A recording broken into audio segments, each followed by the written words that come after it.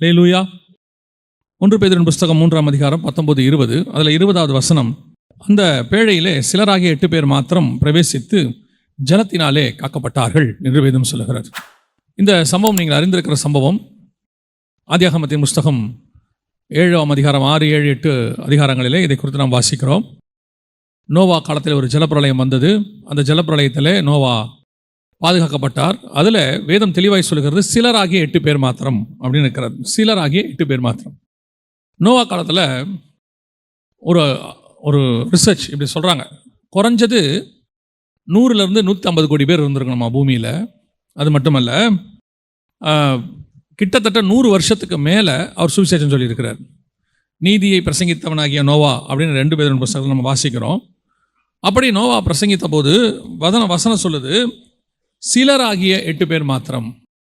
ஏறக்குறைய 100 வருஷம் ஒரு ஊழியம், 100 வருஷம் ஒரு ஊழியம் நடக்குது, நீதியை பிரசங்கிக்கப்படுகிறது. ஆனால் வேதம் சொல்லுகிறது, சிலராகிய 8 பேர் மாத்திரம் உள்ளே பிரவேசித்தார்கள் என்று சொல்லுகிறது. ஒரு பெரிய கூட்டம் வரல, அந்த வேலைக்குள்ள ஒரு பெரிய கூட்டம் வரல. மிருகங்கள் வந்திருக்கு ஜோடு ஜோடாக, ஆனால் ஒரு பெரிய கூட்டம் வரல. மத்திய 24, 37, 38 சொல்லுது, நோவாவின் காலத்தில் எப்படி நடந்ததோ அப்படியே மனுஷகுமாரன் வரும் காலத்திலும் நடக்கும் என்று சொல்லி பார்க்கிறோம். அப்படியானால் நோவாவின் காலத்தில் இருந்ததான அந்த காலத்து ஜனங்களைப் போலதான் இந்த காலத்திலும் ஜனங்கள் இருப்பார்கள் என்று சொல்லி நாம் பார்க்கிறோம். அந்த காலத்தில் ஜனங்கள் எப்படி இருந்தார்களோ அதே போல் தான் இந்த காலத்திலும் ஜனங்கள் இருப்பார்கள். அப்போ நோவா காலத்தில் ஒரு 8 பேர் தான் பேழைக்குள்ளே போயிருக்கிறாங்க, 8 பேர் தான் பாதுகாக்கப்பட்டிருக்கிறாங்க அப்படின்னு சொன்னால், இப்போ யோசிச்சு பாருங்க, ஒரு 8 மடங்கு ஜனங்க அதிகமாக இருக்கிறாங்கன்னு வச்சுக்கோங்க. 800 கோடி இருக்குது. ஒரு வேளை வருகை வந்தால் இதை விட ஒரு 8 மடங்கு அதிகமாக இருக்குன்னு வச்சுக்கோங்களேன், ஒரு 64 பேர். நான் இப்படி நினைப்பேன், ஒரு சபைக்கு 8 பேர் போயிடுவாங்களா அப்படின்னு. ஒரு ஊழியர் இடத்துல கோச்சிக்கிட்டார் இந்த செய்தி சொல்லும் போது. அதென்ன சபையில் 8 பேர் போவாங்கன்றீங்க, அதுக்காக நாங்களாம் சர்ச்சை நடத்துகிறோம் அப்படின்னாரு. 8 பேர் போவாங்கன்னு சொல்லலை, 8 பேராவது போவாங்களான்னு தான் கேட்டேன் நான். அந்த 8 பேரோட கன்ஃபார்மாக போவாங்களான்னு தெரியாது. காரணம் என்ன, யாரையும் காலத்துக்கு முன்பாக நியாயம் தீர்க்கல. நோவாவின் காலத்தில் எப்படி நடந்ததோ அதே மாதிரி நிலைமை தான் இன்னைக்கும் இருக்கு. இன்னைக்கும் பூமியினுடைய நிலைமை எப்படி இருக்குது அதே மாதிரி தான் இருக்கு. அப்போ நாம் இந்த 8 பேருக்குள்ளே இருக்க போகிறோமா? ஜலப்பழத்தில் அழிக்கப்பட்டவங்க இவங்களாம் யாரு? அதே வசனம் சொல்லுது, தேவன் நீடிய பொறுமையோடு காத்திருந்த போது கீழ்ப்படியாமல் போன ஆவிகள். ஒரு குரூப் இருக்கு கீழ்ப்படியாமல் போனது, ஒரு குரூப் இருக்கு கீழ்ப்படிந்தது.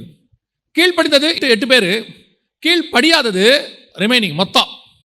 அதுதான் இன்னைக்கு உள்ளதான ஆவிக்குரிய நிலைமை. நான் உலகத்தை குறித்து சொல்லவே இல்லை, நான் வெறும் சபையை குறித்து மட்டும் பேசுகிறேன். இப்போ கர்த்தர் நமக்கு நல்ல ஒரு வாய்ப்பு கொடுத்துருக்கிறார். ஆனால் காலம் எப்படி இருக்கும்? நோவா காலத்தை போல இருக்கும், அதே மாதிரி தான் இருக்கும். அப்போ நோவா இந்த 8 பேர் யார் யாருன்னு கேட்டிங்கன்னா, நோவா, அவனுடைய குமாரர் 3 பேர், அந்த 4 பேருடைய மனைவிகள், நோவாவுடைய மனைவியும் அவன் குமாரரின் மனைவிகளும் சேர்ந்து 8 பேர். நோவா, செம், காம், யாபேத், அந்த 4 பேருடைய மனைவிகள் 8 பேர் உள்ளே பிரவேசித்திருக்கிறார் என்று சொல்லி பார்க்கிறோம். அப்போ இந்த 8 பேர் உள்ளே போவதுக்கு என்ன செய்தார்கள், அவங்க என்ன பண்ணாங்க அப்படின்னு பார்க்கிறோம். அன்னைக்கு நோவா காலத்தில் இருந்த மிகப்பெரியதான ஒரு மிக முக்கியமான பிரச்சனை என்ன அப்படின்னு சொல்லி பார்த்தீங்கன்னு சொன்னால், ஆதியாகமத்தின் புஸ்தகம் சொல்லுது 6ஆம் அதிகாரத்தில், அன்னைக்கு கர்த்தரே சொல்லக்கூடிய மிக முக்கியமான பிரச்சனை என்ன அப்படின்னு கேட்டிங்கன்னா, 6ஆம் அதிகாரம் 2ஆம் வசனம் சொல்லுது, ஆதியாகமத்தின் புஸ்தகம், தேவகுமாரர் மனுஷகுமாரத்திகளை அதிக சௌந்தரியம் உள்ளவர்கள் என்று கண்டு அவர்களுக்குள்ளே தங்களுக்கு பெண்களை தெரிந்து கொண்டார்கள். அன்னைக்கு உள்ள பாவத்தில் என்ன இருந்தது? புசித்தும் குடித்தும் பெண் கொண்டும் பெண் எடுத்தும் அப்படின்னு இருக்கு. இப்போ இங்கே வசனம் சொல்லுது, பெண் கொண்டும் பெண் எடுத்தும் அப்படிங்கிற இடத்துல வாசிக்கும் போது அவங்க எப்படி பெண் கொண்டு பெண் எடுத்தாங்க அப்படிங்கிறதுக்கு நாம் என்ன செய்கிறோம்? ஒரு விளக்கத்தை பார்க்கிறோம்.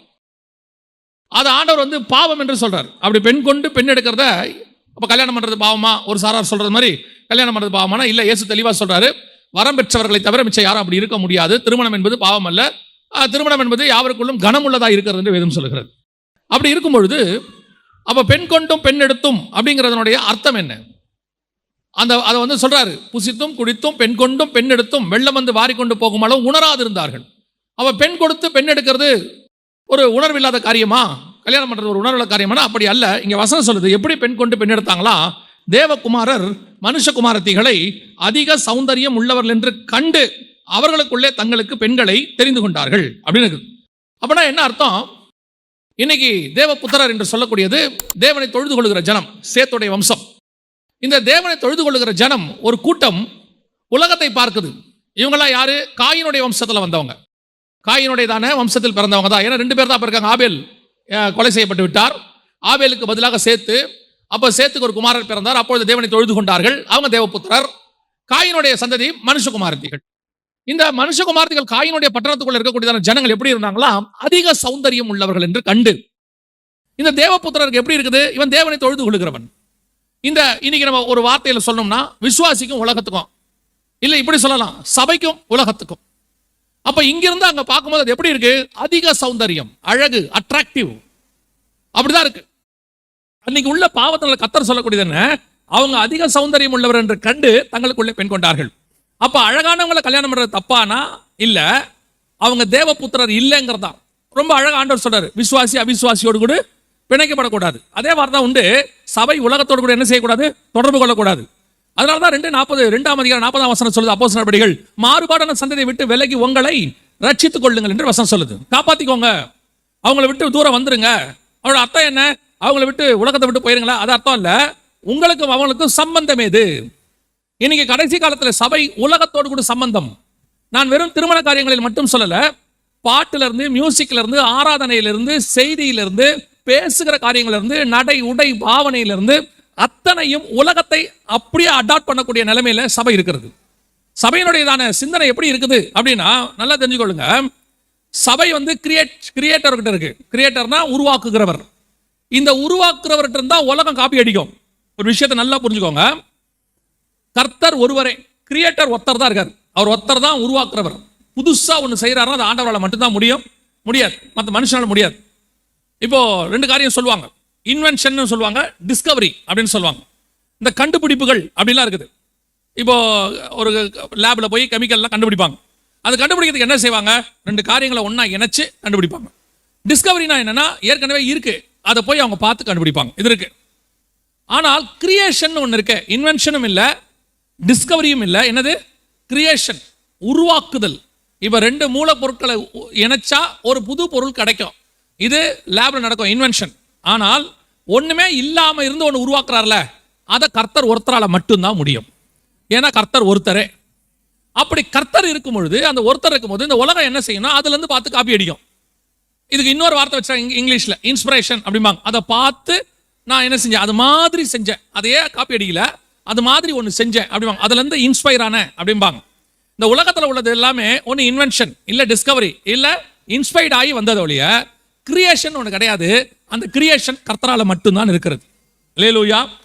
அப்போ கர்த்தர் இந்த உலகத்துல கிரியேஷன் வைக்கும்போது நம்ம கிட்ட இருந்து தான் உலகம் காப்பி அடிக்கணும்.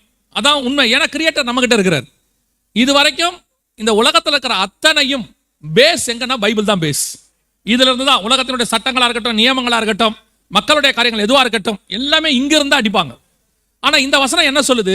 6ஆம் அதிகாரம் ஆதியாகமத்தின் புத்தகம் 2ஆம் வசனம், தேவபுத்திரர் மனுஷகுமாரத்திகளை அதிக சௌந்தரியம் உள்ளவர்கள் என்று கண்டு. அப்ப இதை விட அங்க எப்படி இருக்குது? சௌந்தரியம், அழகு, வண்டர்ஃபுல், சூப்பரா இருக்கு அப்படின்னு அர்த்தம். இந்த நிலைமை எப்போ வரும்? ஒரு உலகம் அழிவதற்கு முன்பதாக வரும். ஏன்னா இந்த இடத்துல வந்த உடனே கர்த்தர் சொல்றாரு, என் ஆவி மனுஷனோடு கூட என்ன செய்வதில்லை, போராடுவது இல்லை அப்படின்னு சொல்லிட்டு மனுஷனை அழிக்க அவர் சித்தம் கொண்டார் அப்படின்னு இருக்குது. மனுஷனை உண்டாக்கினதுக்கு மனஸ்தாபப்பட்டார். இதை அப்படியே சபைன்னு வச்சுக்கோங்க. சபையானது உலகத்தோடு கூட தன்னை இணைத்துக் கொள்ளுகிறது. இணைத்துக் கொள்ளுகிறத பார்க்கும்போது கர்த்தர் சொல்றாரு, என் ஆவி, சபை, பரிசுத்தாவியில் இருக்கிற சபை மாம்சத்தோடு போராடாது, மனுஷனோட என்ன செய்யாது, போராடாது. அதனால கர்த்தர் என்ன செய்யறாரா? சபையை முடிக்க திட்டம் கொள்கிறார். சபையின் காலம் முடிவுக்கு வருகிறது, அவ்வளவுதான். அந்த அந்த உலகத்தினுடைய முடிவு வரும்போது சபைக்கும் ஒரு முடிவு வந்துடும். உங்களுடைய வருகைக்கும் உலகத்தின் முடிவுக்கும் அடையாளம் என்ன? அப்படி இருக்கும் பொழுது இப்ப சபையினுடையதான ஒரு அடையாளம் என்ன? இது உலகத்தோடு கூட தொடர்பு கொள்ளுதல், இணைத்துக் கொள்ளுதல், அதிக சௌந்தரியம். இன்னைக்கு நான் பார்க்கும் பொழுது நான் என்ன அளவில் பார்த்ததை உங்களுக்கு சொல்றேன். ஒரு காலகட்டத்தில் பரிசுத்தவான்கள் எந்த ஒரு விஷயம், ஒரு செய்தி கொடுக்க போறதா அவங்க என்ன பண்ணுவாங்கன்னா, ஒரு தேவ சமூகத்தில் போய் காத்திருப்பாங்க. காத்திருந்து இங்கிருந்து வார்த்தையை எடுத்துட்டு வருவாங்க பைபிள்ல இருந்து. அதுக்கு ரேமான்னு ஒன்று சொல்லுவாங்க கிரேக்க வார்த்தையில. அதோட அர்த்தம் என்னன்னா, ரெவலேஷன், உள்ளுக்குள்ள இருந்து வரும். ரெவலேஷனா வெளிப்படுத்தின விசேஷம் கிடையாது. இந்த வார்த்தையிலிருந்து ஒரு வெளிப்பாடு கிடைக்கும். அந்த வெளிப்பாடு இதுக்கு முன்பதாக யாரும் கேட்டதாகவே இருக்காது. அப்படி ஒரு காரியத்தை கர்த்தர் சொல்லுவார். இது சபைகளுக்குள்ளே பரிசுத்தவான்கள் கொண்டு கொடுத்துக்கிட்டு இருந்தாங்க. எனக்கு தெரிஞ்சு போன ஜெனரேஷன் வரைக்கும், தலைமுறை வரைக்கும். ஆனா இந்த தலைமுறையில சபைகளில் வார்த்தை இருக்கிறது, ஆனால் வார்த்தை தேவனிடத்திலிருந்து வந்த அந்த ரேமாவாக இல்லை. இது உலகத்திலிருந்து எடுக்கப்பட்டதாக, இன்ஸ்பைர்ட். ஒரு உலகத்தை பார்க்குறாங்க, ஒரு வாட்ஸ்அப் பார்க்குறாங்க, அல்லது உலகத்தில் இருக்கக்கூடியதான ஒரு காரியத்தை பார்க்குறாங்க, அதை அப்படியோ கொண்டாந்து சபையோடு கூட இணைத்து ஒரு கமெண்ட்ரி படிக்கிறாங்க. இன்னொரு ஊழியக்காரருடைய செய்தியை பார்க்குறாங்க. அந்த செய்தியிலிருந்து அப்படியே இவங்க கொஞ்சம் பாயிண்ட் போட்டு, நான் சொல்கிறேன், அதை எடுத்துட்டு வந்து கொடுக்கறது தப்பு கிடையாது. அது டிஸ்கவரி, இன்வென்ஷன். ஆனால் கிரியேஷன் ஒன்று இருக்கு. உங்களுக்குள்ள இருந்து கர்த்தர் பேசுவது, உங்கள் சபைக்கு கர்த்தர் இடைபடுவது, உங்களோடு கூட கர்த்தர் பேசுவது, அது இருக்குதா? இன்னைக்கு அது இல்லை. இன்னைக்கு சபை எந்த இடத்துக்கு போயிருச்சுன்னா, வார்த்தையா இருக்கட்டும், இசையா இருக்கட்டும், பாட்டா இருக்கட்டும், உலகத்தை பார்க்குது. அதிக சௌந்தரியம் உள்ளவர்கள் என்று கண்டு அவர்களுக்குள்ள அங்கிருந்து ஒரு டியூன் எடுக்கிறாங்க, அங்க இருக்கக்கூடிய ஒரு மியூசிக் பீஸ் எடுக்கிறாங்க, அங்க பாடுற நல்ல ஒரு ஆளை பாட கூட்டிட்டு இங்க வராங்க, அங்கிருந்து சில காரியங்களை இங்க சபைக்குள்ள கொண்டு வராங்க. ஏன்னா அது அதிக சௌந்தரியம். ஆனால் இதுக்கு முன்னாடி வரைக்கும் நல்லா கவனிச்சு பாருங்க, இதுக்கு முன்னாடி வரைக்கும் பரிசுத்தவான்கள் எதையுமே எடுக்க மாட்டாங்க. அவங்க தேவ சமூகத்தில் காத்திருப்பாங்க. மேபி அவங்க ஒரு சின்ன இடத்துல இருப்பாங்க, அவங்க பார்க்கறதுக்கு சௌந்தரியமா இருக்காது, விரும்பத்தக்க ரூபம் இருக்காது. நான் எப்பவும் சொல்வேன், ஜீவ விருட்சத்துக்கும் நன்மை தீமை அறியத்தக்க விருட்சத்துக்கும் என்ன டிஃபரன்ஸ் அப்படின்னு கேட்டீங்கன்னா, ஆதியாகமம் 2ஆம் அதிகாரத்தில் வாசிக்கிறோம். அந்த நன்மை தீமை அறியத்தக்க கனி இருக்கு இல்லையா, இந்த உலகத்தை அழிக்கிற கனி மரணம், அது எப்படி இருந்துச்சா? பார்வைக்கு இன்பமும் புசிப்புக்கு நல்லதும் புத்தியை தெளிவிக்கிறதுக்கு இச்சிக்கப்படத்தக்கதுமாக, அட்ராக்ஷன் பயங்கரமா இருந்துச்சாம். அப்படியே நாலேஜ் ஃபுல்லா இருந்துச்சாம். அப்படியே இச்சை பார்த்தோன்னே சூப்பரா இருக்கு, செம, இது நமக்கு வேணும், இதை வைக்கணும் அப்படின்னு ஒரு எண்ணம் இருந்துச்சாம். சரி, பக்கத்தில் ஒரு ஜீவ விருட்சம் இருந்துச்சு. ரெண்டும் பக்கத்துல இருக்கு. ரெண்டுத்தையும் வாசிச்சு பாருங்க. ஆதியாகமம் 2ஆம் அதிகாரத்தில் கர்த்தர் சொல்லுவாரு 8-9 வசனங்கள்ல, தோட்டத்துக்கு நடுவே ஜீவ விருட்சம்னு. 3ஆம் அதிகாரம் ஆதியாகமத்தின் புத்தகத்தை வாசிச்சு பாருங்க. தோட்டத்தின் நடுவே இருக்கக்கூடியதான நன்மை தீமை ரெண்டுமே பக்கத்துல நடுவுல தான் இருக்குது. இந்த ரெண்டு விருட்சத்தை சொல்லும் போது, ஒன்னு பார்வைக்கு இன்பம், புசிப்புக்கு நல்லது, புத்தியை தெளிவிக்கிறதுக்கு இச்சிக்கப்படத்தக்கது. ஆனா ஜீவ விருட்சத்தை பத்தி ஒண்ணுமே இருக்காது. ஜீவ விருட்சம்னா என்ன? முதல்ல ஜீவ விருட்சம்னா வேதம் சொல்லுது, இதை புசிக்கிற அந்த மனுஷன் என்றென்றைக்கும் உயிரோடு இருப்பான்.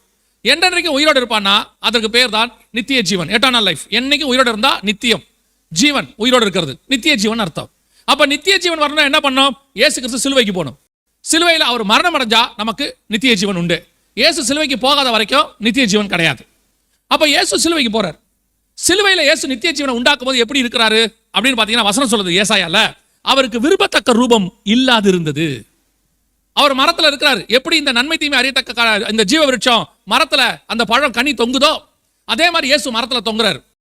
ஆனா இந்த கனி, இந்த விருட்சம், இந்த இயேசு கிறிஸ்து எப்படி இருக்கிறாரா? வசனம் சொல்லுது, விரும்பத்தக்க ரூபம் இல்லாது இருந்தது. அதே மாதிரிதான் தோட்டத்துக்குள்ள நீங்க நன்மை தீமை ஜீவ விருட்சத்தை பாத்தீங்கன்னா, விரும்பத்தக்க ரூபம் இருக்காது, அழகு இருக்காது. அவருக்கு அழகும் இல்லை, சௌந்தரியமும் இல்லை. அப்போ உலகம் பார்க்கறதுக்கு அதிக சௌந்தரியம் உள்ளது, இயேசு அதிக சௌந்தரியம் இல்லாதவராக இருந்தார். எங்க? சிலுவையில.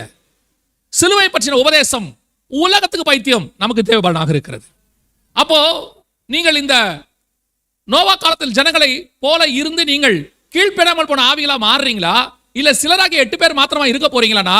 அதுக்கு அடிப்படையா நீங்க செய்ய வேண்டியது ஒரு மிக முக்கியமான விஷயம், உலகத்தை தொடர்பு கொள்ளாதல். உலகம் பார்க்கிறதுக்கு சௌந்தரியமாய் தான் இருக்கும், இச்சிக்கப்படத்தக்கதாக தான் இருக்கும், உலகத்தில் உள்ளது அப்படிதான் இருக்கும். ஆனா அதை பார்த்து நீங்க தீர்மானம் பண்ணி அதோடு கூட தொடர்பு கொள்ள விரும்பினால், தேவபுத்திரர் மனுஷகுமார்த்திகளோடு கூட அந்த கான்செப்ட் தான் வரும்.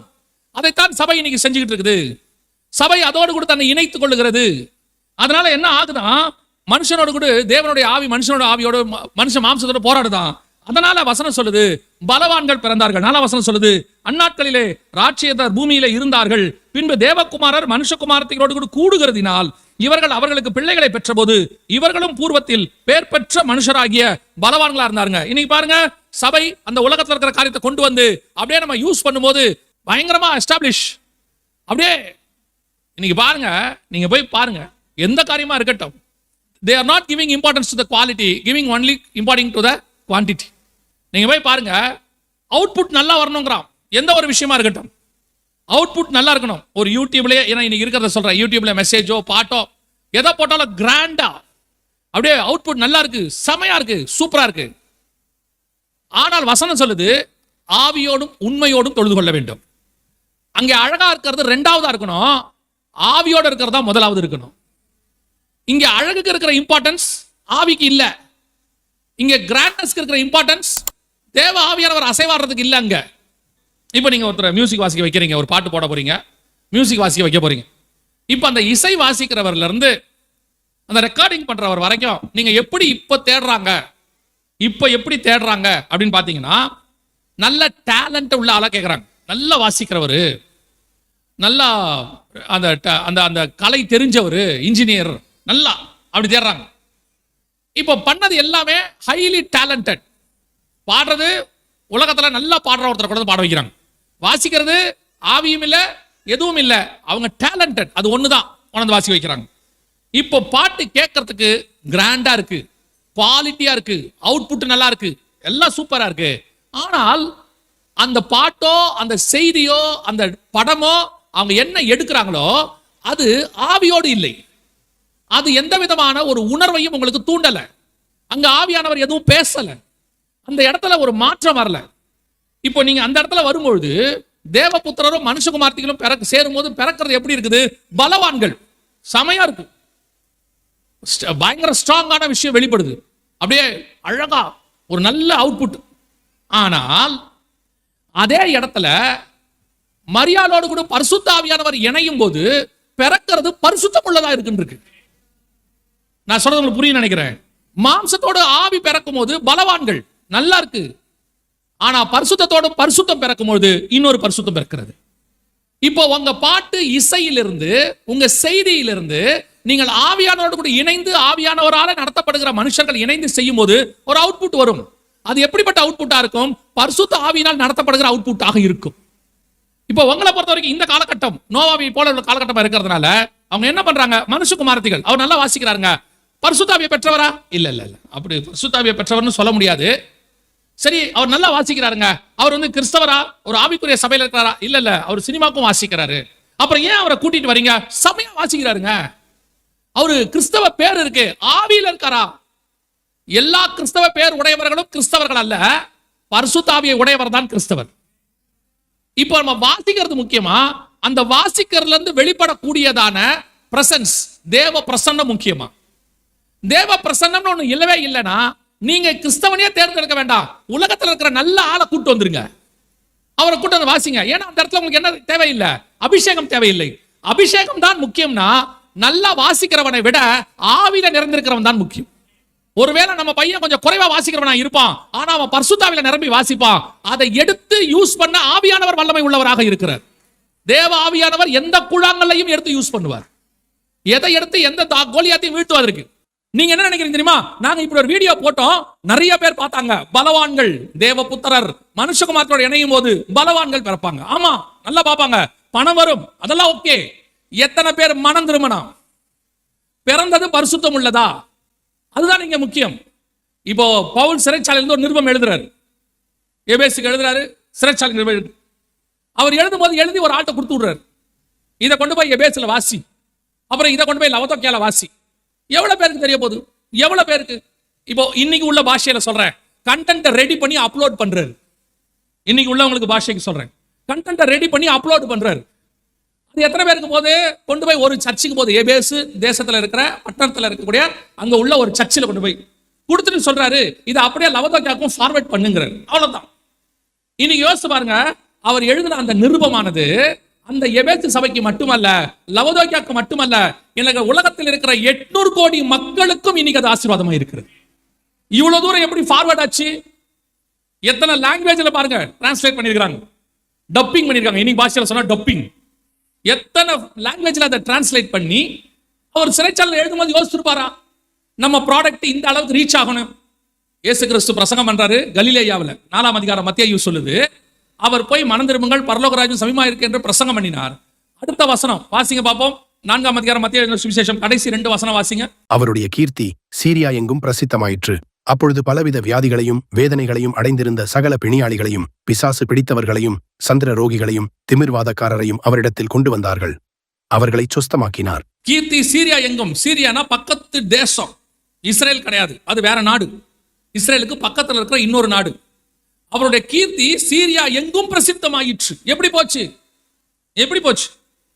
அடுத்த வசனம் வாசிங்க. அதுக்கு அடுத்த வசனம், கலிலேயாவிலும் தெக்கப்போலியிலும் எருசலேமிலும் யூதேயாவிலும் யோர்தானுக்கு அப்புறத்திலும் இருந்து பின் சென்றார்கள். ஃபாலோயர்ஸ். அப்ப இவ்வளவு ஃபாலோயர்ஸ் எப்படி வந்தாங்க?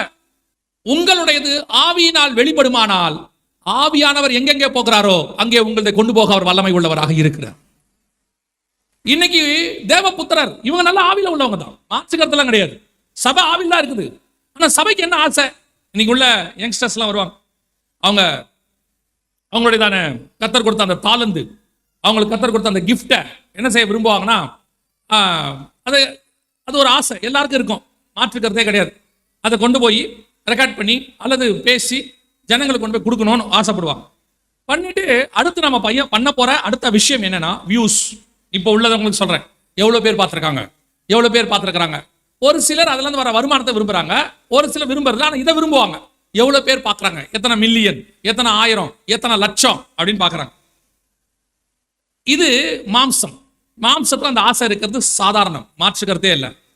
ஆனால் எவ்வளோ பேர் ஃபாலோ பண்றாங்க, எவ்வளோ பேர் லைக் பண்றாங்க, எவ்வளோ பேர் ஷேர் பண்றாங்கன்றத இயேசுநாதரோ அப்போஸ்தலரோ செய்ய மாட்டார்கள். ஆவியில் இருக்கிறவன் செய்ய மாட்டான். ஏன் தெரியுமா? அவனை பொறுத்த வரைக்கும் இந்த ப்ராடக்டை கொண்டு போய் சேர்க்க வேண்டியது என் பொறுப்பு, அதை கொண்டு போக வேண்டிய பொறுப்பு ஆவியானவர் கையில் இருக்கு. அது சீரியாவெங்கும் யோர்தானுக்கு அப்புறத்துலதும், சீரியாங்கிறது நார்த் லாஸ்ட், யோர்தானுங்கிறது சவுத்துல, அதுவும் வெஸ்ட்ல, சவுத்துல ஈஸ்ட்ல லாஸ்ட். இந்த பக்கமோ அந்த பக்கமோ ரெண்டு பக்கத்துல வந்து ஜனங்களை வர வைக்க வேண்டியது ஆவியானவர் வேலை. இன்னைக்கு என்ன நடந்துட்டு இருக்குது? தேவபுத்திரருக்கு மனுஷகுமார்த்தியோடு கூட இணைகிறது. பலவான்களா இருக்கணும், நல்ல போகணும், மினிஸ்ட்ரி நல்லா போகணும். ஏன் மினிஸ்ட்ரி நல்லா போகணும்?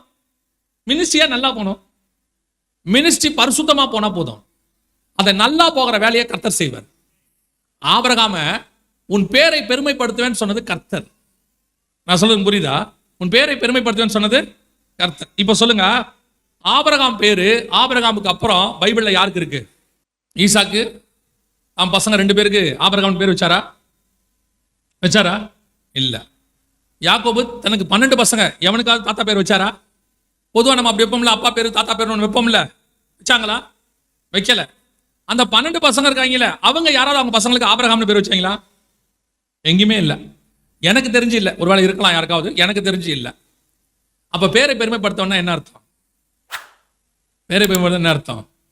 ஆபிரகாமுக்கும் தாவீது வரைக்கும் 1000 வருஷம். எனக்கு தெரிஞ்ச அந்த 1000 வருஷத்துல யாருக்குமே அங்கே ஆபிரகாம்னு பேர் இல்லை. தாவீதுல இருந்து இயேசு வரைக்கும் ஒரு 1000 வருஷம், அதுலயும் யாருக்கும் ஆபிரகாம்னு பேரை காணும்.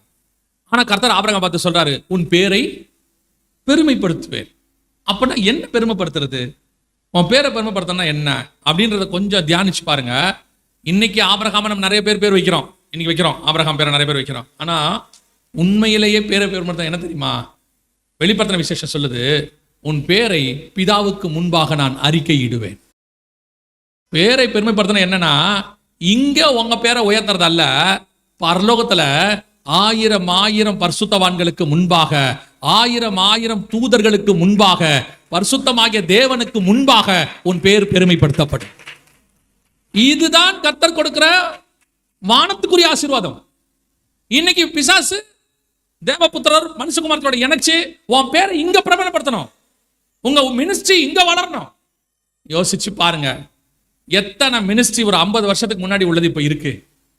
எத்தனை பரிசுத்தவான்கள் வல்லமையா பயன்படுத்தப்பட்டவங்க இன்னைக்கு அவங்க பேர் இருக்கு இல்ல தானே? எத்தனையோ பேர் காணாம போயிடுச்சு. ஒரு சில பேர் நம்ம சொல்றோம், ரிச்சர்ட் உம்ரான் ஐயா பேரை சொல்றோம். அவர் வந்து கம்யூனிஸ்ட் தேசத்துல ரத்த சாட்சியா மறிக்கல, அந்த அளவுக்கு அவர் பாட அனுபவிச்சாரு. ஆனா அவர் கூட செத்தவங்க பேர் உங்களுக்கு ஞாபகம் இருக்குதா? இல்ல தானே? யார் பேர் நமக்கு ஞாபகத்தில் இல்லை, யாரெல்லாம் செத்தாங்க நமக்கு தெரியாது. அதனால அவங்க பேர் மறக்கப்பட்டு போச்சா? அவங்க பேர் பரலோகத்துக்கு வராதானா? அவங்க பெயர் ஜீவ புஸ்தகத்தில் இருக்கும். அவங்க பேரை பரலோகத்தில் கர்த்தர் சொல்லுவார். நமக்கு இங்க பெருசாகணும். இதுதான் பலவான்கள், தேவபுத்திரர். அவங்க நம்ம என்ன விரும்புறோம்? இங்க நம்ம பேர் பெருசாகணும். இப்பவும் சொல்றேன், உங்கள் பேரை பெருமைப்படுத்தணும்னு கர்த்தர் முடிவு பண்ணாருன்னா அதை பூமியிலையும் பெருமைப்படுத்த அவர் வல்லமை உள்ளவராய் இருக்கிறார். ஆனா நீங்களும் நானும் அதற்குரியவர்கள் அல்ல. நீங்களும் நானும் தேவபுத்திரர் மனுஷகுமாரத்தோடு இணையக்கூடாது. உலகத்தோடு கூட சேர்ந்து அவன் புகழ் அடைகிற மாதிரி நான் அடையணும், அவன் சம்பாதிக்கிற மாதிரி நான் சம்பாதிக்கணும், அவன் மேன்மை அடைகிற மாதிரி நான் மேன்மை அடையணும். இல்லைங்க, நாம பேழைக்குள்ள போற கூட்டம், இந்த தேவபுத்திரர் அழிகிற கூட்டம், கீழ்ப்படியாத. நீங்க கீழ்ப்படியாம இருந்து பலவான்களா இருந்து பேர், அந்த இடத்துல பாருங்க, பேர் பெற்றவர்களாக, அந்த 4வது வசனம் சொல்லுது, இவர்கள் அவர்களுக்குள்ளே பிள்ளைகளை பெற்ற போது இவர்களும் பூர்வத்தில் பேர் பெற்ற மனுஷராகிய. நல்ல பேரு. அன்னைக்கு நோவா காலத்துல அன்னைக்கு இருந்தவங்களுக்கு எல்லாம் நல்ல பேரு. நல்ல அறிவாளிங்க, பிலாசபர், சயின்டிஸ்ட், மிகப்பெரியதான விளையாட்டு வீரர், மிகப்பெரியதான அறிவாளி, நோபல் பிரைஸ் வாங்கினவர், மிகப்பெரிய வில்வித்தை வீரர், ஓட்டப்பந்த வீரர், சிறந்த நடிகர், சிறந்த நடிகை, அப்புறம் என்ன வேணா இருக்கட்டும், அவர்கள் பூர்வத்திலே பேர் பெற்றவர்கள். ஆனால் வேதம் சொல்லுகிறது அவர்கள் கீழ்ப்படியாமல் போன ஆவிகள். அவர்கள் ஒரே பேர், கீழ்ப்படியாமல் போன ஆவிகள். ஆனால் இந்த பேழைக்குள்ள 8 பேர் போனான்ல, இவன் பூர்வத்தில் பேர் பெற்றவன் கிடையாது. இவன் பூர்வத்தில் யாருக்கிட்டே பேர் பெற்றவன் கிடையாது, பலவான் கிடையாது. ஆனா ஒண்ணு மட்டும் தெரியும், இவன் கீழ்ப்படிதல் உள்ளவன், இவன் பாதுகாக்கப்படுகிறவன், இவன் ரட்சிக்கப்படுகிறவன். அதான் நீங்களும் நானும். இன்னைக்கு ஒரு கூட்டம் சர்ச்சு உலகத்துல பேர் வாங்கணும்னு நினைக்குது, பேர் பெற்றோர்களா இருக்கணும்னு நினைக்குது, எப்படியாவது புகழ் அடையணும். நம்ம வாழ்றதுக்குள்ள இன்னும் நீங்க புகழ் அடைஞ்சு வைங்க. யோசிச்சு பாருங்க. என் காலத்துல நான் சொல்றேன், நான் வாலிப பிராயத்தில் இருக்கும்போது நிறைய கிரிக்கெட் பிளேயருடைய பேரு அப்படியே பச்சை குத்துவாங்க, அப்படியே அவர் பின்னாடி ஓடுவாங்க, வெறி கொண்டு அலைவாங்க. நாங்களும் இருந்திருக்கிறோம் சில கிரிக்கெட் பிளேயர் பின்னாடி. அப்படியே இருப்போம். காலைல 9 மணிக்கு கிரிக்கெட் ஆரம்பிக்கும், சாயங்காலம் 5:30 மணி 6 மணிக்கு தான் முடியும்.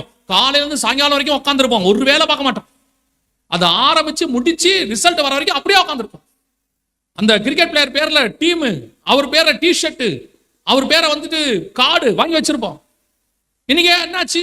அதே மாதிரி சினிமா நடிகருடைய பேரு, பின்னணி பாடகர் பேரு எல்லாம் வச்சிருந்தோம். இன்னைக்கு என்னாச்சு? அவர்கள் மறைந்து போனார்கள், அந்த புகழும் மங்கிருச்சு. யாராவது ஒருத்தர் என்னைக்காவது சொல்லுவான், அன்னைக்கு ஒருத்தர் நல்லா இருந்தாரு, அன்னைக்கு ஒருத்தர் நல்லா விளையாடினாரு, அன்னைக்கு ஒருத்தர் நல்லா பாடினாரு, அவ்வளவுதான் இருக்கும். ஆனால் நீங்களும் நானும் இந்த மனுஷர்கள் மத்தியிலே பேர் பெற்றவர்களா இருக்க மாட்டோம், பலவான்களா இருக்க மாட்டோம்.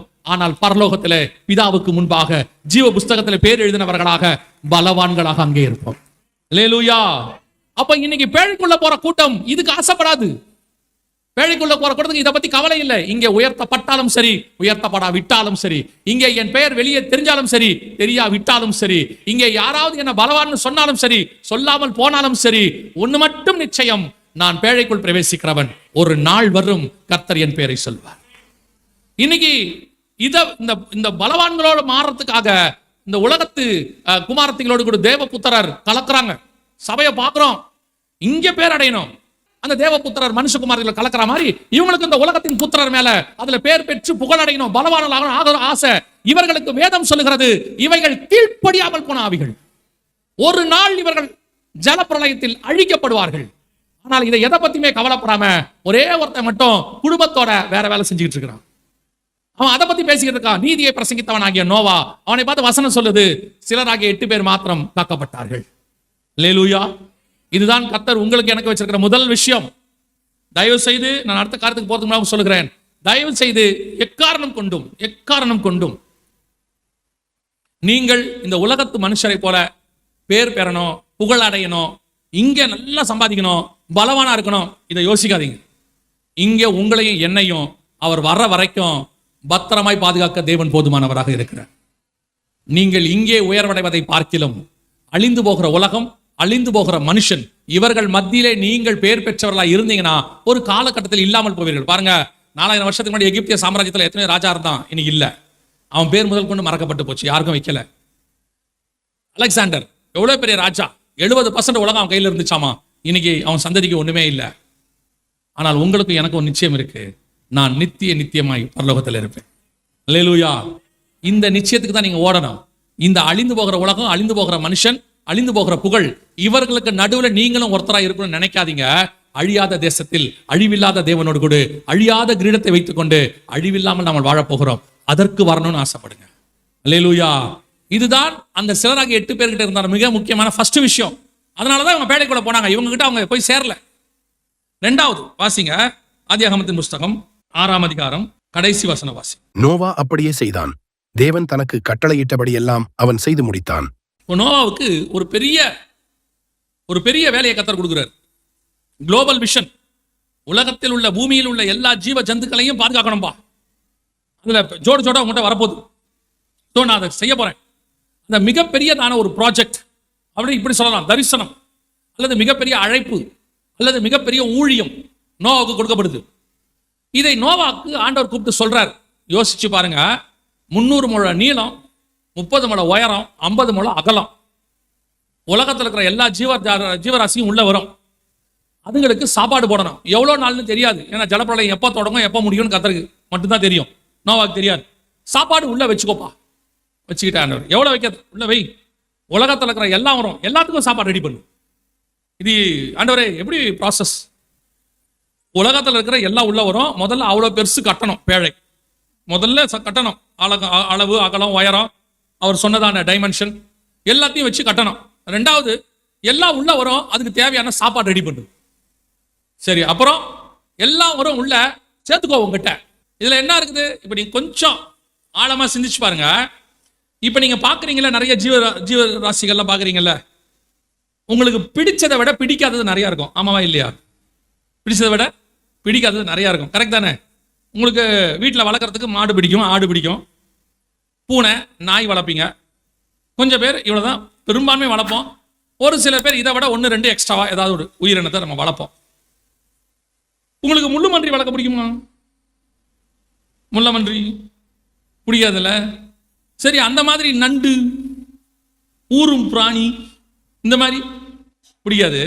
காட்டில் உள்ள பாம்பு பிடிக்காது. இல்லை, இந்த மாதிரி அருவருப்பான மிருகங்கள்னு கொஞ்சம் இருக்குல்ல, அருவருப்பான மிருகங்கள் பார்க்கறதுக்கு ஒரு மாதிரி விகாரமா இருக்கும், நமக்கு பிடிக்காது. அந்த மாதிரி மிருகம்லாம் உங்க வீட்டில் கொண்டு கொடுத்தா வச்சுப்பீங்களா? பிடிக்குமா?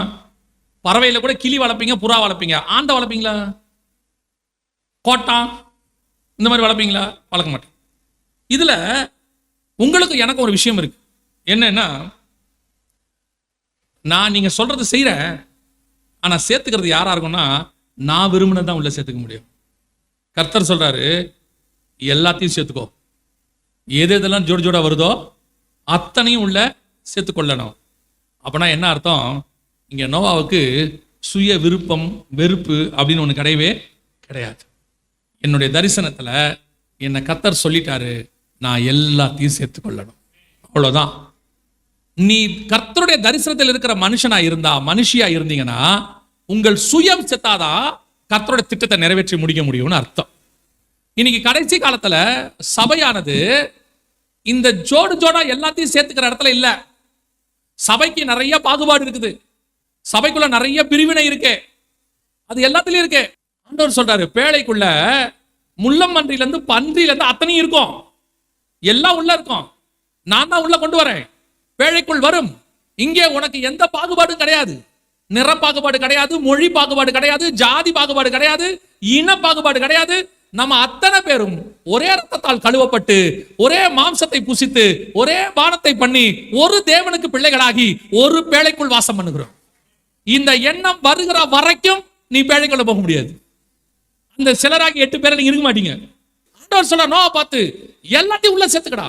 அதை விட விஷயம் என்ன தெரியுமா? ரொம்ப முக்கியமான விஷயம். நான் ரொம்ப ஆச்சரியப்பட்டது. அந்த வசனத்தை வாசிச்சு பாருங்க. 7ஆம் அதிகாரம் 2வது வசனம். 7:2 வாசம். பூமியின் மீதெங்கும் வித்தை உயிரோடே காக்கும் பொருட்டு நீ சுத்தமான சகல மிருகங்களிலும் ஆணும் பெண்ணுமாக 7 ஜோடும், சுத்தமல்லாத மிருகங்களில் ஆணும் பெண்ணுமாக ஒவ்வொரு ஜோடும். வேலைக்குள்ள என்ன இருக்கு? சுத்தமானதும் இருக்கு, சுத்தம் இல்லாததும் இருக்கு, 2 இருக்கும். வசனம் சொல்லுது, அந்த 5வது வசனம், நோவா தனக்கு கர்த்தர் கட்டளையிட்டபடியெல்லாம் செய்தான். அது எப்படி சுத்தம் இல்லாத பிடிக்கிறது? சுத்தமானது பிடிக்கிறது ஓகே, சுத்தமானது பிடிக்கிறது ஓகே, சுத்தம் இல்லாதது எப்படி வச்சிருப்பா உள்ள? இன்னைக்கு நம்ம என்ன நினைக்கிறோம்?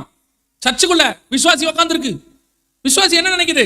அவன் குறை உள்ளவன், அவன் பலவீனமானவன், அவன் தப்பு செய்றவன். அவனை ஏன் சர்ச்சுக்குள்ள வச்சிருக்கீங்க? வேலைக்குள்ளேயே சுத்தம் இல்லாதது இருக்கு. வேலை என்பது சுத்தமானதும் சுத்தம் இல்லாததும் சேர்ந்து இருக்கிற இடம். சபை என்பது குறை உள்ளவனும் நிறை உள்ளவனும் சேர்ந்திருக்கிற இடம். சபை என்பது பாவியும் பரிசுத்தவானும் சேர்ந்திருக்கிற இடம். இங்க உட்கார்ந்துகிட்டு அவன் பாவி, இவன் பாவி, அவன் சுத்தம், இவன் சுத்தம், இவன் சுத்தம் இல்லை, அவன் சுத்தம் இல்லைன்னு சொல்றதுக்கு நீங்கள் யார்? கர்த்தர் சேர்த்துக் கொள்ளும் போது தடுக்கிறதுக்கு நோவா யார்? கர்த்தர் சேர்த்துக் கொள்ளுங்கிறாரு. அந்த பாகுபாடு உங்ககிட்ட இருக்கிற வரைக்கும் அந்த சிலராக 8 பேருக்குள்ள நீங்க வரமாட்டீங்க. ஏன்னா நீங்க இருக்க மாட்டீங்க. யூதங்கிட்ட என்ன பிரச்சனை?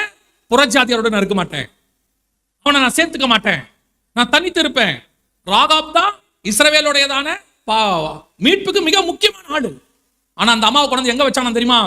6ஆம் அதிகாரம் சொல்லுது, யோசுவாவின் புஸ்தகம், ராகாப்பை கொண்டு வந்து பாளையத்துக்கு புறம்பே வைத்தான் இருக்கு. இன்னைக்கு இஸ்ரவேலுக்கு இவ்வளவு பெரிய உளவு சொல்லி பத்திரமா பாதுகாக்கிறதுக்கு அந்த அம்மா தான காரணம். என்ன வேணாலும் இருக்கட்டுங்க, அந்த அம்மாவுடைய தொழில் சரியில்லை, அவங்கள கொஞ்சம் நம்ம வெளியவே வச்சிருவோம். என்ன வேணாலும் இருக்கட்டுங்க, அவங்க இஸ்ரவேல் கிடையாது, கொஞ்சம் வெளியவே இருக்கட்டும். இந்த பாகுபாடு இஸ்ரவேல்கிட்ட இருந்துச்சு. இந்த பாகுபாடு இஸ்ரவேல்ட்ட இருந்துச்சு. ஆண்டவர் சொன்னாரு, அவளை உள்ள சேர்த்துக்க மாட்டியா நீ? சேர்த்துக்க மாட்டேன். ஓ அப்படியா? அதே 6ஆம் அதிகார கடைசி வசனம் வாசிங்க, 25வது வசனம். எரிகோவை வேவு பார்க்க யோசுவா அனுப்பின ஆட்களை ராகாப் என்னும் வேசி மறைத்து வைத்தபடியினால் அவளையும் அவள் தகப்பன் வீட்டாரையும் அவளுக்குள்ள யாவையும் யோசுவா உயிரோடே வைத்தான். அவள் இந்நாள் வரைக்கும் இஸ்ரவேலின் நடுவிலே குடியிருக்கிறாள். உள்ள விட மாட்டேன்ட்டான், வெளியே வச்சிருவேன்ட்டான், கொண்டு போய் வெளியே நிறுத்துறான்ட்டான். ஓ அப்படியா? ஏன்பா உள்ள விட மாட்டேன்? அந்தம்மா இஸ்ரவேல் இல்லைங்க, அந்தம்மா புறஜாதியார். அப்புறம் என்ன பண்ணுவ? உள்ள விட மாட்டேன். ஓஹோ. அப்புறம் அந்த அம்மா என்ன பண்ண போறீங்க? அந்த அம்மா ஓரமா இருக்கட்டும், வெளியே இருக்கட்டும். மணவாளன் ஒருத்தர் உள்ள வந்தாரு. 1ஆம் அதிகாரம் மத்தேயு சுவிசேஷம் சொல்லுது, யார் ராகாபை கல்யாணம் பண்ணது? வாசிங்க அந்த 1ஆம் அதிகாரம். சல்மோன் போவாசை ராகாபினிடத்தில் பெற்றான். போவாஸ் ஓபேதை ரூத்தினிடத்தில் பெற்றான். ஓபேத் ஈசாயை பெற்றான். அங்கதான் இருக்க விஷயமே. ஓ நீ அவளை உள்ள சேர்த்துக்க மாட்டியா? நான் ஒரு மணவாளனை கொடுக்கிறேன். அந்த மணவாளன் ராகாப்பை திருமணம் பண்ணுவார். அந்த ராகாப்பை திருமணம் பண்ணியாச்சுன்னா நீ வெளியே வச்ச ராகாப்பு நடுவில் இருப்பா. நீ இனி அவளை ஒண்ணுமே பண்ண முடியாது. அந்த தேவன் தான் சொல்றாரு, நீங்கள் யார் யாரையெல்லாம் புறம் தள்ளுறீங்களோ அவன் குறை உள்ளவன், அவன் படிக்காதவன், அவங்ககிட்ட பலவீனம் இருக்கு, அவங்ககிட்ட பாவம் இருக்கு, அவன் உதவாதவன், அவன் இந்த ஜாதிக்காரன், அவன் அந்த மொழிக்காரன், அவனை உள்ள விட மாட்டேன்றையோ, மணவாளன் ஒருத்தர் இருக்கிறாரு, அவர் அவனை ஏற்றுக்கொண்டால் அவன் நடுவிலே வாசம் பண்ணுவான். அவனை தடுக்கிற அதிகாரம் உங்களுக்கு இருக்காது. யாரையும் குறை சொல்வதற்கு உங்களுக்கு என்ன அதிகாரம் இருக்கு? சுத்தமானது சுத்தம் இல்லாதது அவரே சேர்த்துக்கிறாரு. அவரே தெரிஞ்சு சில ஆட்களை உள்ள கொண்டு வைக்கிறாரு. அவனை உள்ள சேர்த்துக்க மாட்டேன்னு சொல்றது உங்களுக்கு என்ன இருக்கு? அதான் வசனம் சொல்லுது, நோவா கர்த்தர் சொன்னபடி எல்லாம் செய்து முடித்தார். அப்ப வசனம் சொல்லுது, சிலராகிய 8 பேர் உள்ளே பிரவேசித்தார்கள், அவர்கள் காக்கப்பட்டார்கள். நீ காக்கப்படணும்னா வேற வழியே இல்ல. சபை எல்லோரையும் ஏற்றுக்கொள்ளுகிற சபையாய் இருக்க வேண்டும். ஏற்றுக்கொள்ளுகிற சபையாய் இருக்கணும். மனசுல பதிச்சு வச்சுக்கொள்ளுங்க. பரலோகத்துல எந்த ஸ்தாபனமும் கிடையாது. பரலோகத்துல எந்த சபையினுடைய டினாமினேஷனும் கிடையாது. பரலோகத்தில் 2 பேர் தான் இருக்கான். ஒன்னு பரலோகத்துக்கு உள்ள, இன்னொன்னு பரலோகத்துக்கு வெளியே. பரலோகத்துக்கு உள்ள இருக்கிறவன் உண்மையும் உத்தமம் உள்ளவனே, எஜமானுடைய சந்தோஷத்துக்குள் பிரவேசி. அக்கிரம செய்கைக்காரரே என்னை விட்டு அகன்றிருப்போம். அவ்வளவுதான். அங்க எந்த டினாமினேஷனு, எந்த இது, உனக்கு யாரு, நீ என்ன பூர்வீகம், நீ எத்தனை வருஷம் சர்ச்சு, நீ என்ன வச்சிருக்க, நீ என்ன கலர் ட்ரெஸ் போட்டிருக்க, ஒன்னையும் கர்த்தர் பார்க்க போறது இல்ல. கர்த்தர் பார்க்க போகிறது உன் ஆத்மாவை மட்டும். எப்படி இருக்குன்னு பார்க்க போறாரு. இன்னைக்கு சபைகளுக்குள்ள சுத்தமானது அசுத்தமானதுன்னு ஒரு பிரிவு இருக்கு. நீங்கள் ஆவியோடும் உண்மையோடும் ஆராதித்தால் உங்கள் நிமித்தம் அந்த சபை மாற்றப்படுமே ஒழிய, நீங்கள் உண்மை உள்ளவர்களாக இருந்தால் கர்த்தர் உங்களை வச்சு அவங்கள மாத்துவாரு. நீங்க என்ன யோசிச்சு பாருங்க. நீங்க எல்லாரும் சொல்றான் பிரைவேட் காலேஜ்ல பிரைவேட் ஸ்கூல்ல படிக்க வச்சாதான் நல்லான்ட்டு. ஏன் கவர்மெண்ட் ஸ்கூல்ல நல்ல மார்க் எடுக்கிறவன் இல்ல? படிக்கிற பையன் எங்க இருந்தாலும் படிப்பான், எங்க இருந்தாலும் படிப்பான். அதே மாதிரி தான் சொல்றேன், உங்க ஆவி ஆத்மா சரீரம் கர்த்தர் கரத்துல இருக்கு. சில நேரங்களில அப்படிப்பட்ட இடத்துக்கு போகும்பொழுது அது ஒன்றும் தீண்டத்தகாத இடம்லாம் கிடையாது. சுத்தமானது அசுத்தமானது ரெண்டும் சேர்ந்து இருக்கிறது. சரி, அதெல்லாம் இருக்கட்டும். உள்ள உட்கார்ந்து இருக்கிறீங்க அத்தனை பேரும் சுத்தமானவங்களா? ஆராதிக்கிற அத்தனை பேர் உண்மை உள்ளவங்களா, சுத்தமானவங்களா? கர்த்தருக்கு முன்பாக தராசு வச்சா சரியாயிடுமா? நீ உங்களுடைய நீதியே அவருக்கு முன்பாக அழுக்கான கந்தைன்னு சொல்லுது வசனம். இன்னைக்கு நம்ம யார் இன்னொருத்தர நியாயம் தீர்க்கிறதுக்கு? நான் சபைக்கு வந்தது என் பக்கத்துல உட்கார்ந்து இருக்கிறவன் நல்லவனா கெட்டவனான்னு பார்க்கறதுக்கு அல்ல. எங்கிட்ட இருக்கிற குறைகளை மாத்தி பரிசுத்தம் உள்ளவன் இன்னும் பரிசுத்தமாகட்டும், நீதி செய்கிறவன் இன்னும் நீதி செய்யட்டும். எதுக்கு சபையில உட்கார்ந்து குறை பார்த்துக்கிட்டு இருக்கிறீங்க? புறம் பேசுற சபை, குறை பேசுற சபை. சபையில ஆராதிக்கிற கூட்டம் குறைஞ்சிருச்சு. அந்த விளைவு என்ன ஆயிடுச்சு? உலகத்தான்லயே அப்படி வந்துட்டான், கிறிஸ்தவன்லயே அப்படி வந்துட்டான். நல்ல ஆவிக்குரிய பேசுறவங்க குறைவா இருக்கான், புறம் பேசுறவன் நிறைய ஆயிட்டே போறான். கவனிச்சு கொள்ளுங்க. கர்த்தர் இருளையும் வெளிச்சத்தையும் வெவ்வேறாக பிரித்தார். ஆனா 2ஐயும் உலகத்துல சேர்த்து தான் வச்சிருக்கிறார். இருளில் இருக்கிற ஜனங்கள் பெரிய வெளிச்சத்தை கண்டார். இருள் இல்ல என்ன ஆவிய? இருள் பாவம், இருள் அக்கிரமம் எல்லாம் ஓகேதான். எனக்கு சமீபத்தில் ஆண்டவர் ஒன்று சொல்லி கொடுத்தாரு. நம்ம பூமியோடைய வட திசையில அண்டார்டிகான ஒரு இடம் இருக்கு, தெரியுமா உங்களுக்கு? கேள்விப்பட்டிருக்கீங்களா? முழுக்க பனியா இருக்கும், முழுக்க பனி. இப்ப அந்த பனி வேஸ்ட், அந்த பனி வேஸ்ட். சும்மா லேண்ட் அடைச்சிக்கிட்டு இருக்க எல்லா பனியும் உருகட்டும் அப்படின்னா என்ன ஆகும்? என்ன ஆகும்?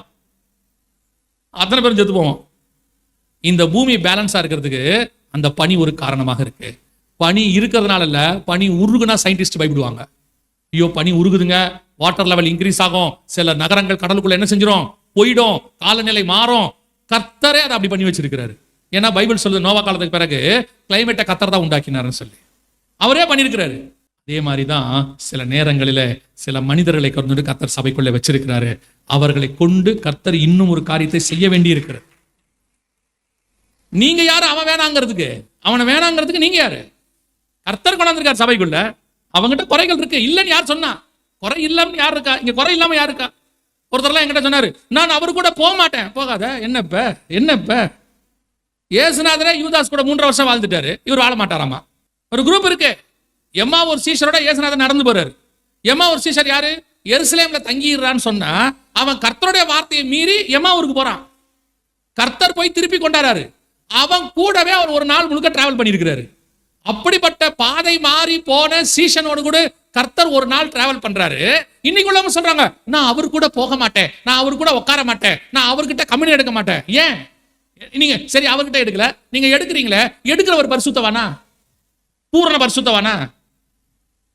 இவங்களுக்கு அவரை பத்தி தெரிஞ்சிருச்சு, இவரை பத்தி தெரியல, அவ்வளவுதான். நான் சொல்றேன், தெரிந்தாலும் சரி தெரியாவிட்டாலும் சரி, நீங்கள் பார்க்க வந்தது இயேசுவை. சபையில் அவரை மட்டும் பாருங்க, இயேசுவை மட்டும் நோக்கி பாருங்க. உள்ளுக்குள்ள அசுத்தமானதும் இருக்கும், ரெண்டும் சேர்ந்ததுதான் பேழை. நோவா கர்த்தர் சொன்னபடி எல்லாம் செய்து முடித்தான். அவன் ஏற்றுக்கொண்டதுனால. இப்ப யோசிச்சு பாருங்க, பேழைக்குள்ள சுத்தமானது இருக்குது, அசுத்தமானது இருக்குது, கூட யார் இருக்கா? நோவாவும் இருக்குது. நோவா கர்த்தர்கிட்ட சொல்லாமல, இந்த அசுத்தமானதோட நான் இருக்க மாட்டேன் ஆண்டவரே. ஆண்டவர் சொல்றாரு, சரி கதவை திறந்துட்டு வெளியே போயிரு. ஆண்டவர், நான் செத்து போவேனே. அப்ப உள்ள இரு. ஒன்னு இருந்தா இது கூட இரு, இல்ல வெளியே போ. இன்னைக்கு ஒரு கூட்டத்துக்கு ஆண்டவர் இப்படி சொன்னா என்ன ஆகும்னு நினைக்கிறீங்க? நான் கடைசியா ஒண்ணு வாசிக்க, அதையும் நாம் சொல்லி முடிச்சிருவோம். 7ஆம் அதிகாரம் ஆதியாகமத்தின் புஸ்தகம் 2வது வசனம் வாசி. பூமியின் மீதெங்கும் வித்தை உயிரோடே காக்கும் பொருட்டு நீ சுத்தமான சகல மிருகங்களிலும் ஆணும் பெண்ணுமாக 7 ஜோடும், சுத்தமல்லாத மிருகங்களில் ஆணும் பெண்ணுமாக ஒவ்வொரு ஜோடும். ஆண்டவர் சொன்னாரு, சுத்தமானது அசுத்தமானது ரெண்டும் சேர்த்துக்கோ, ஆனால் சுத்தமானதுல 7 புடின்னு சொன்னார்.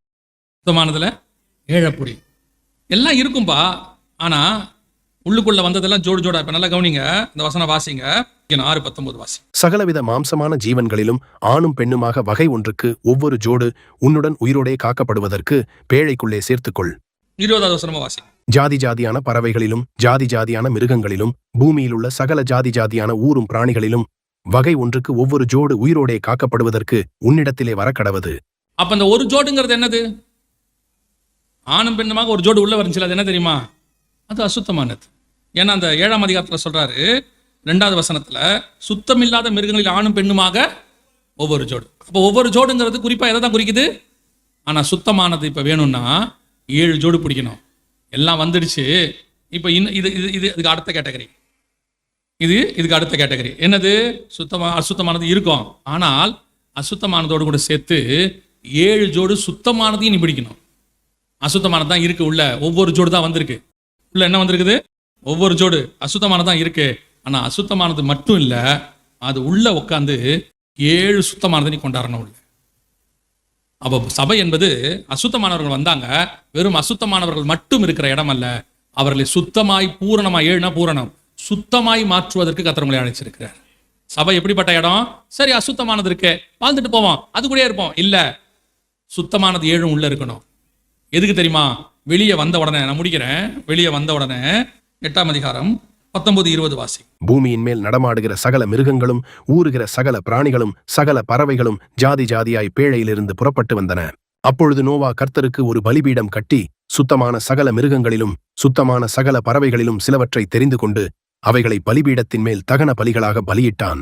சுகந்த வாசனையை கர்த்தர் முகர்ந்தார். அப்ப இந்த சுத்தமானது எதுக்கு பிடிக்க சொன்னாருன்னா, அசுத்தமானது வரும், அதை தள்ளாத, ஏற்றுக்கொள், அதெல்லாம் இருக்கட்டும், ஆனால் சுத்தமானது 7 உள்ள இருக்கணும். அது அர்த்தம் என்ன தெரியுமா? இந்த சுத்தமானது பலியாக வேண்டியது, இந்த சுத்தமானது சுகந்த வாசனை நுகரப்பட வேண்டியது. இந்த சுத்தமானது இருந்தாதான் கர்த்தர் உடன்படிக்கை பண்ணுவார். இந்த சுத்தமானதனுடைய உடன்படிக்கை நிமித்தமாகத்தான் இன்னை வரைக்கும் பூமி அழியாமல் இருக்கிறது. அவர் சுகந்த வாசனை நுகர்ந்ததுக்கு காரணம் என்னன்னா, அது சுத்தமான பலி. அந்த சுத்தமான பலி செலுத்ததுக்கு காரணம் என்னன்னா, நோவா சுத்தமானதை பிடிச்சது. அப்போ பேழைக்குள்ள வர்றது எல்லாம் வரும், எதையும் தள்ளக்கூடாது, எதையும் ரிஜெக்ட் பண்ணக்கூடாது. அதனால அது அசுத்தமாவே உள்ள இருக்கணும்னு அர்த்தம் அல்ல. அதை சுத்தமாய் மாற்ற வேண்டியது பேழையினுடைய வேலை. உள்ளுக்குள்ள சுத்தமானது 7 ஜோடு இருக்கணும். இதோடைய பலிதான் சுகந்த வாசனை. இந்த சுகந்த வாசனை தான் கர்த்தரிடத்திலிருந்து உடன்படிக்கை. அதுதான் உங்களை அழிவை காப்பாற்றும். ஆண்டவர் சொன்னார்ல, 10 நீதிமானின் நிமித்தம் நான் அந்த பட்டணத்தை அழிப்பதில்லை. சுத்தமான உள்ளுக்குள் இருக்கக்கூடியதான கர்த்தருக்கு பிரியமானவர்கள் நிமித்தம் இந்த பேழை அழிக்கப்படுவதில்லை. இதுதான் கர்த்தர் சொல்றது. இன்னைக்கு சுத்தமா அது இப்ப இவ்வளவு நேரம் கேட்டோன்னே அப்ப அசுத்தமானது அப்படியே இருக்கணுமா? இல்ல, அதை சுத்தமா மாத்திர வேலை நம்மளுது. ஆனா அசுத்தமானதை தள்ளக்கூடாது, அதை சுத்தமா மாத்தணும். சபை சொல்லி கொடுக்கணும். சபை என்பது தன்னிடத்தில் வந்தவர்களை வெளியே தள்ளுவதல்ல, தன்னிடத்தில் வந்தவர்களை கர்த்தருக்கு ஏத்த மாதிரி மாத்துவது. எஸ்தரை கொண்டு வந்தா இது இது லாக்கிப்படாது, அப்படி அல்ல, ராஜாவுக்கு ஏற்ற மாதிரி மாத்துவது. கர்த்தர் உங்க கையில ஒரு களிமண்ணை கொடுத்திருக்கிறார்னா அதை ராஜாவுக்கு ஏற்ற பாத்திரமாய் மாத்துவது. இன்னைக்கு சபை எப்படிப்பட்ட இடமா இருக்குதுன்னா, ஒண்ணு அசுத்தமானதை வெளியே தள்ளுது, தேவையில்ல வெளியே போ, இது நான் ஒத்துக்க மாட்டேன், எனக்கு பிடிக்காது அப்படின்னு. இன்னொன்னு இருக்கிறத சுத்தமா மாத்துறது இல்ல. ஒண்ணு அப்படியே அசுத்தத்தோடைய அப்படியே இருக்கட்டுங்க, ஜாலியா இருக்கு. கர்த்தர் எல்லாரும் ஏற்றுக்கொண்டார், கிருபை உள்ளவர் ஏற்றுக்கொண்டார். அதுக்காக சுத்தம் உள்ளவன் இன்னும் சுத்தமாகணுமே ஒழிய அசுத்தமானவன் அப்படியே அசுத்தமா ஜாலியா போட்டுன்னு அர்த்தம் இல்லை, அது அழிவு. கர்த்தர் சொல்றாரு நம்ம எல்லாரையும் நேசிக்கணும், எல்லாருக்கும் இயேசு ரத்தம் சிந்தி இருக்கிறார். ஆனால் வந்தவன் அதே அசுத்தமாய் இருக்கணும்னு அர்த்தம் அல்ல, அவன் சுத்தமாய் மாற வேண்டும். பேழைக்குள்ள என்ன இருக்கணும்? சுத்தமானது 7 உள்ள இருக்கணும். அதையும் நோவா தான் செய்யும். இப்போ என்ன இருக்குது? சுத்தமானது இருக்குது, அசுத்தமானது இருக்குது. ஆனா சுத்தமானது அசுத்தமானது கூட என்ன செய்யாது? டிஃபரெண்டா இருக்கு. இது வேறு, அது வேறு. அதனால திருப்பியும் சொல்றேன், பெருத்து தள்ளுவதல்ல, எல்லாம் ஒரே பேழைக்குள்ள தான் இருக்கும். ஆனா இது பலிக்கு உகந்தது. கொஞ்சம் ஈஸியா நான் உங்களுக்கு சொல்றேன். இயேசுவை போல பரிசுத்தர் யாராவது இருக்காங்களா? இல்ல. ஆனா இயேசுநாதர் என்னைக்காவது பாவியை வெறுத்திருக்காரா? பாவத்தை மட்டும்தான் வெறுத்தார், பாவியை என்ன செய்யல? வெறுக்கவே இல்லை. அதே நேரத்துல இந்த பாவியை பரிசுத்தமான மாத்துறது இயேசுடைய வேலை. பாவி கூட இருப்பாரு, வெறுக்க மாட்டாரு, நேசிப்பாரு. அதனால பாவியாவே இருக்கணும்னு அர்த்தம் இல்லை. அவனை என்னவா மாத்தணும்? ஒரு நாள் இந்த 12 பேரும் அப்போஸ்தலராய் மாறுவார்கள். ஒரு நாள் அவர்களுடைய உபதேசம் உலகத்தை காப்பாற்றக்கூடியதாய் மாறும். இவங்க வேறு பிரிச்சாங்க, இயேசுகிட்ட வந்துட்டாங்க. பலதரப்பட்டவன் உள்ள இருக்கான், காட்டி கொடுக்கிறவன் இருக்கிறான், மறுதளிக்கிறவன் இருக்கிறான், விட்டுட்டு ஓடுறவன் இருக்கான், மார்புல சாஞ்சிக்கிறவன் இருக்கான், எல்லாரும் இருக்கான். எல்லாருக்கும் ஒரே மாதிரி தான். கர்த்தர் அங்க பாகுபாடே கிடையாது. அவனுக்கு முக்கியம், இவன் முக்கியம், அதெல்லாம் கிடையாது. ஆனா அதே நேரத்துல அவர்கள் அப்படியே இருப்பதும் தேவ திட்டம் அல்ல, அவர்களை சுத்தமாய் மாற்றுவது தேவனுடைய திட்டம். அப்ப சபை என்ன இடம்? சுத்தமாய் மாத்துகிற இடம். சபை என்ன செய்யணும்? சுத்தமாய் மாத்துகிற இடம். இன்னைக்கு சபை இந்த 3வது இடத்தை செய்வதிலே தவறி கொண்டிருக்கிறது. சபை சுத்தமாய் மாத்துறது வர்றாங்க, அப்படியே போறாங்க. இப்போ ஒரு ஹாஸ்பிட்டலுக்கு ஒருத்தன் வந்து சாகாம இருக்காருங்க, ஒன்றும் பிரச்சனை இல்லை அப்படின்னா தப்பு. அதே மாதிரி தான் சர்ச்சு உட்காந்துருக்கு இன்னைக்கு. சர்ச்சு ஒண்ணு அசுத்தமானவனை வெளியே தள்ளிடுது, இல்லையா அசுத்தமானவனவே இருக்கான். அப்படியே அவனுக்கு எந்த விதமான பிரச்சனையும் இல்லை. சர்ச்சில் உபதேசத்துல அவனை எந்த இருதயத்தை குத்தல, அவனை எதுவும் மாத்தல, ஒன்னும் செய்யல. ஆனா ஜாலியா வந்துட்டு போறான் சர்ச்சுக்கு. ஆனா முன்னாடி சபை அப்படி இருக்காது. இன்னைக்கும் நிறைய சபை அப்படி இருக்கு. உள்ளே போவாங்க, ஆவியில நிறைவாங்க, நல்ல கர்த்தரை ஆராதிப்பாங்க. அதுக்கப்புறம் உட்கார்ந்து 1.5 மணி நேரம் கர்த்தருடைய வார்த்தையை கேட்பாங்க. அந்த வார்த்தை அவர்களுக்குள்ளே விதையாய் மாறும். அவர்கள் சுமந்து கொண்டு போவார்கள். அடுத்த வாரம் வரைக்கும் அந்த வார்த்தை அவரிடத்துல பேசும். அவங்க வாழ்க்கையை மாத்தம். இன்னைக்கு அசுத்தம் உள்ளவன் அப்படி அசுத்தமாவே இருக்கான். வேதம் சொல்லுது, சபை என்பது சுத்தமானதை பிடிக்கிற இடம். 7 ஜோடு சுத்தமானதை பிடி. ஏன்னா அந்த சுத்தமானதுடைய பலியில தான் தேவன் சுகந்த வாசனையை நுகர்வார். அந்த சுகந்த வாசனையை நுகர்ந்தாதான் கர்த்தர் உன்னோடு கூட வாக்குத்தத்தம். அல்லேலூயா. நாம் ஜெபிக்க போகிறோம். ஏந்திரிக்கலாமா தேவ சமூகத்துல? சபை முதலாவதாக எவ்வளவு பேர் பேழைக்குள்ள இருக்கிறாங்கன்றது முக்கியம் இல்லை. ஆனா அந்த சிலராகிய 8 பேர் கர்த்தரால் சாட்சி பெற்றவர்கள். கர்த்தரால் சாட்சி பெற்றவர்கள். அவர்கள் தேவ புத்திரர். மனுஷகுமாரத்தோடு தன்னை கலத்துக் கொள்ளாதவர்கள், உலகத்தோடு கூட தன்னை இணைத்துக் கொள்ளாதவர்கள். முழு உலகமும் சபையும் பெரிய பெரிய சபைகள் எல்லாம் தன்னை உலகத்தோடு கூட இணைத்துக் கொண்டு பலவான்களாகி பேர் பெற்றவர்களாகி பெரிய சர்ச்சு, பெரிய ஊழியக்காரரு, பெரிய கூட்டம், பேர் பெற்றவர்கள். அந்த ஏரியாவிலே அதான் பெரிய சர்ச்சு, அங்க இருக்கிறதுலயே அவர் தான் பெரிய ஊழியக்காரரு. ஆனால் அதே ஊருக்குள்ள சிலராகிய 8 பேர் இருந்தார்கள்.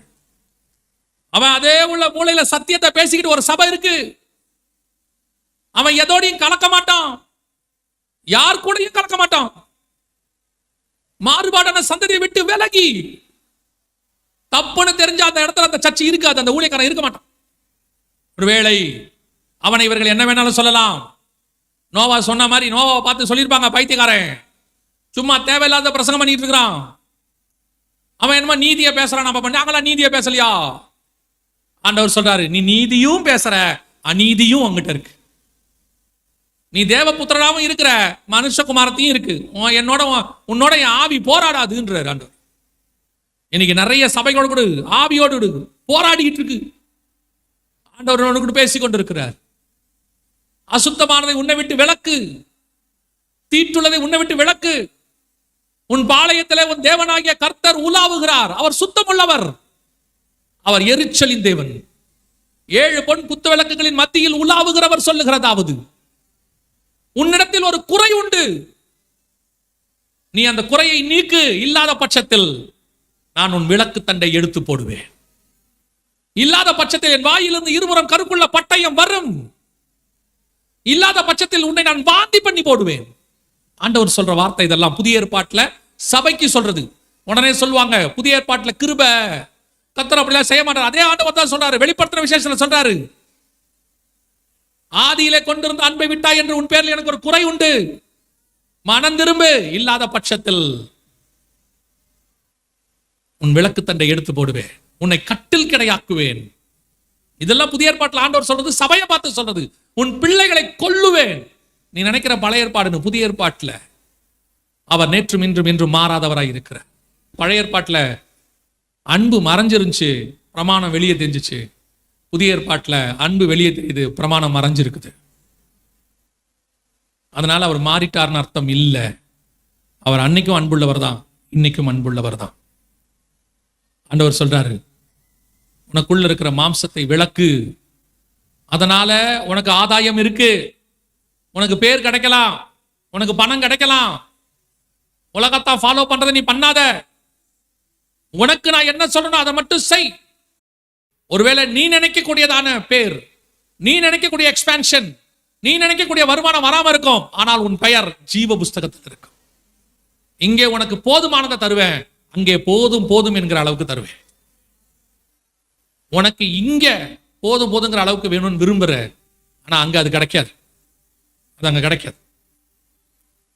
கர்த்தர் தெய்வமானால் கர்த்தரிடத்தில் வாங்கள், பாகால் தெய்வமானால் பாகால் இடத்துல போங்கள். 2 நினைவுகளால் குந்தி குந்தி நடக்கிறவனை, இருமனம் உள்ளவன் தன் வழியெல்லாம் நிலையற்றவனாய் இருக்கிறார். ஆண்டவர் உனக்கு ஒரு வாய்ப்பு கொடுக்கிறார். உன் பாளையத்துக்குள் உண்டானதை விளக்கு. 2வது, யாரையும் அசுத்தம் என்று எண்ணாதே. இங்கே குறை உள்ளவர்கள் யாரும் இல்லை, பலவீனமானவர்கள் உண்டு. பலவீனமானவர்களை பலப்படுத்தணும், நசல் கொண்டதை குணமாக்கணும், காயம்பட்டதை கட்டுண்ட நீங்க அதை கட்டணும். நசல் கொண்டதை சாகடிக்க கூடாது. ஒருத்தன் பலவீனமானா இருந்தானா, அவன் ஆவிக்குரிய வாழ்க்கையில் பலவீனமா இருந்தா பலப்படுத்தணும். அவன் குறைய சொல்லி, பாவத்தை சொல்லி, அவங்களுடைய பலகீனத்தை சொல்லி சபையை விட்டு விரட்டக்கூடாது. அவனை திருத்தணும், மாத்தணும். இன்னைக்கு நான் அவங்களோட இருக்க மாட்டேன், இவங்களோட இருக்க மாட்டேன். இன்னைக்கு ஒரு குரூப் இருக்கு, கடைசியா சுத்தம் உள்ளவன் இன்னும் சுத்தமாகட்டும். உன்னுடைய துதியத்தான் கர்த்தர் சுகந்த வாசனையை நுகர போறார். அந்த 7 ஜோடு நீங்களா தான் இருக்கணும். ஒப்பு கொடுப்போமா தேவ சமூகத்துல? ஆண்டவரே, அந்த சிலராகிய 8 பேர்ல எங்க சபை இருக்கணும், அந்த சிலராகிய 8 பேர்ல நான் இருக்கணும். ஆண்டவரே, கைவிடப்பட்ட கூட்டத்தில் இருக்கவே கூடாது. திரள் கூட்டம் வெளியே இருந்துச்சு, பெருசு பெருசா இருந்துச்சு, ஆனா அதுக்கு பேரு கீழ்ப்படியாமல் போன ஆவிகள். உள்ள இருந்தது கொஞ்சம் சொற்பம் 8, ஆனா அதுக்கு பேரு காக்கப்பட்டவர்கள், தேவனால் காக்கப்பட்டவர்கள். ஒப்பு கொடுப்போமா? உண்மையிலேயே கர்த்தருடைய வார்த்தை உங்களுக்குள்ள வந்திருந்து, இந்த செய்தி உங்களுக்கு புரிஞ்சிருந்து, நான் அந்த சிலராகிய 8 பேர்ல நான் என் சபை இருக்கணும் விரும்பினா கரங்களை தேவனுக்கு நேராக உயர்த்தி, ஆண்டவரே, நான் அந்த சிலராகிய 8 பேர்ல தான்ப்பா இருக்கணும், நீங்க சொன்னபடியெல்லாம் நான் செய்யறேன். ஆண்டவர், கீழ்ப்படியாமல் போன ஆவிகள்ன்ற இடத்துல நான் இல்லாதபடி சிலராகிய 8 பேர்ல நான் இருக்கணும்ப்பா. ஒப்பு கொடுப்போமா? நல்ல தகப்பனே, சர்வ வல்லமை உள்ள எங்கள் ஆண்டவரே, கரங்களை உயர்த்தி ஜெபித்துக் கொண்டிருக்கிற ஒவ்வொருத்தருக்காக நாங்கள் ஜெபிக்கிறோம். நாங்கள் கரங்களை பார்க்கிறோம், நீர் இருதயத்தை பார்க்கிறீர். ஆண்டவரே, கரங்களை உயர்த்தி இருக்கிற பிள்ளைகள் நீர் வரும்பொழுது உம்முடைய பேழைக்குள்ளாக, வருகைக்குள்ளாக மீட்கப்பட்டு மத்திய ஆகாயத்திலே காணப்படக்க கிருபை பாராட்டும். ஆண்டவரே, இந்த உலகமோ, உலகத்துக்கு உண்டானவைகளோ, மனுஷ குமாரத்திகளோ, சௌந்தரியமோ அவர்களை இழுத்து விடாதபடி கர்த்தர் பாதுகாத்துக் கொள்ளும். மகிமையுள்ள கரத்தில் எங்களை தாழ்த்துகிறோம் எங்கள் ஆண்டவர் இயேசு கிறிஸ்துவின் நாமத்தில் பிதாவே.